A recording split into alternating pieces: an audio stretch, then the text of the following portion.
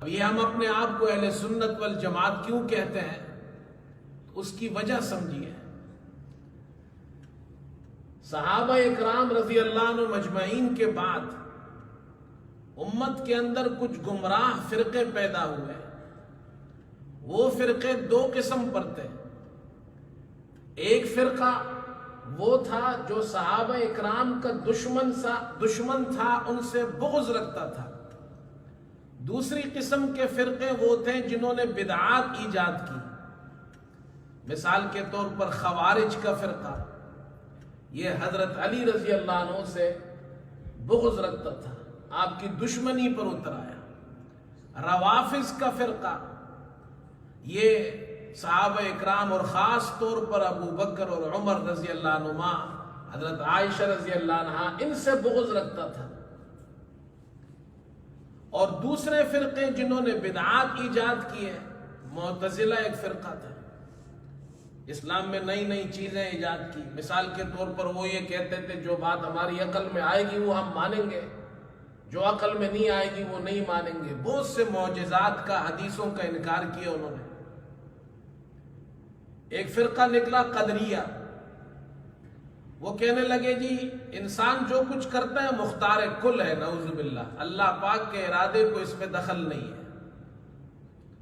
ایک فرقہ نکلا جبریہ، وہ کہتے ہیں انسان مجبور محض ہے، وہ کچھ بھی نہیں کر سکتا، اس کا اپنا کوئی کسب، کوئی عمل نہیں ہے، بس جو کچھ اللہ نے لکھا ہے وہی ہوتا ہے، اس کو اللہ نے اختیار دیا ہی نہیں ہے، مجبور ہے، محض ہے، اس کو جبریہ کہتے ہیں۔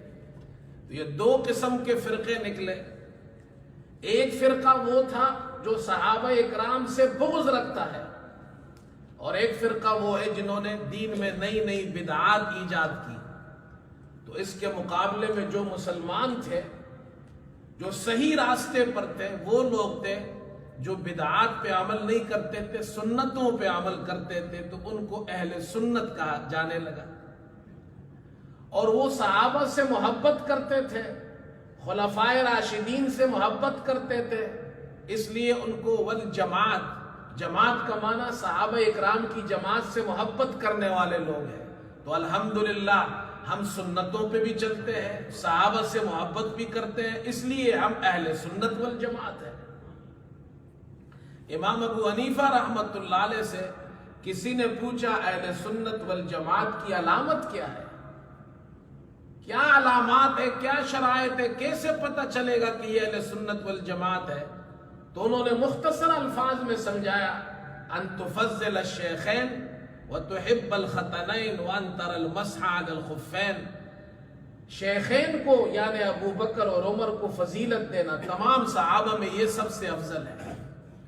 ختنین یعنی حضرت عثمان اور حضرت علی رضی اللہ عنہما سے محبت کرنا، اور مسح علی الخفین، موزوں پر مسح کرنا، اس لیے کہ اس زمانے میں ایسی بدعات شروع ہو گئی، لوگوں نے موزوں پر مسح کا انکار کیا۔ فرمایا اہل سنت والجماعت کی علامت ہے کہ رسول کریم صلی اللہ علیہ وسلم کی سنتوں میں سے ایک سنت یہ بھی ہے کہ موزوں پر مسح کیا جاتا ہے۔ تو ہم اہل سنت ہیں، سنتوں پر چلتے ہیں۔ والجماعت، صحابہ اکرام کی جماعت سے محبت کرتے ہیں، ان کے طریقے پر چلتے ہیں، اس لیے اس جماعت کو اہل سنت والجماعت کہتے ہیں۔ جو صحابہ سے بغض رکھتا ہے یا سنت پر نہیں چلتا، بدعات پر چلتا ہے، نئی نئی چیزیں دین میں ایجاد کی ہیں، وہ اہل سنت والجماعت نہیں ہے، چاہے وہ اپنے آپ کو 50 مرتبہ اہل سنت والجماعت کہے، لیکن اہل سنت کا آغاز ہی سنت سے ہوتا ہے۔ یہ مختصراً میں نے تعارف کرا دیا۔